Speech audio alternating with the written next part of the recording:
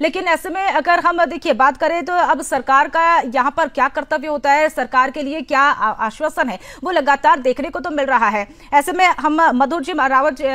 महाराज जी आपका रुख करेंगे। अगर बात करें देखिए बांग्लादेश में जो हमले बढ़ रहे हैं और उसके बाद से लगातार अब आक्रोश की बेला जो है वो बढ़ती हुई नजर आ रही है, लेकिन जिक्र रावत जी ने भी ये किया है कि क्या पाकिस्तान का इशारों पर ये बांग्लादेश में हमले हो रहे हैं, क्या ऐसा कहा जा सकता है? ऐसे तमाम प्रकार की मुस्लिम कंट्री हैं जो इस समय बांग्लादेश के सपोर्ट में हैं।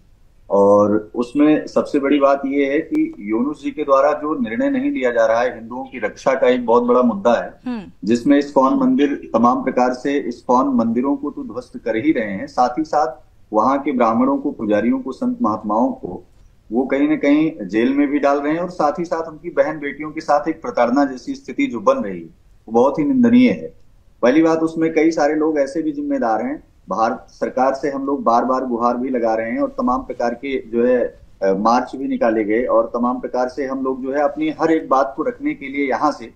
किसी भी विधि जो है ये बातें समझ में आ जाए कि हिंदू बहन बेटियों की रक्षा हो, हिंदू परिवारों की रक्षा हो, साथ ही मठ मंदिरों की रक्षा हो। लेकिन मुस्लिम कंट्री, जो मुस्लिम कंट्रियां हैं जिससे फंड इन लोगों को पास हो रहा है, और साथ ही साथ जो तमाम प्रकार की जाहिल प्रवृत्ति के लोग हैं जिनकी मानसिकता में केवल बर्बरता भरी हुई है, और जिसके कारण से भारत में आई हुई वहां की एक राष्ट्रपति जिनको कहीं ना कहीं भारत ने शरण दिया। भारत एक ऐसा देश है जो प्रत्येक व्यक्ति को कहीं ना कहीं शरण देने का कार्य करता है, और यदि आज हिंदू इस परिस्थिति में है तो मुझे लगता है कि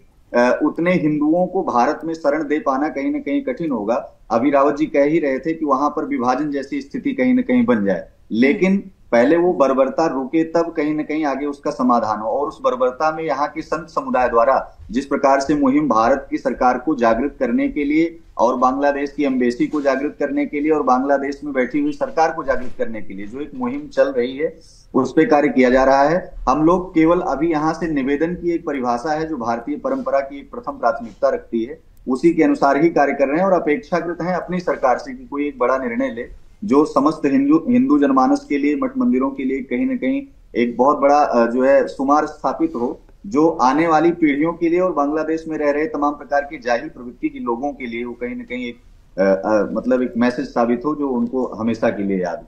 जी बिल्कुल मधुर जी।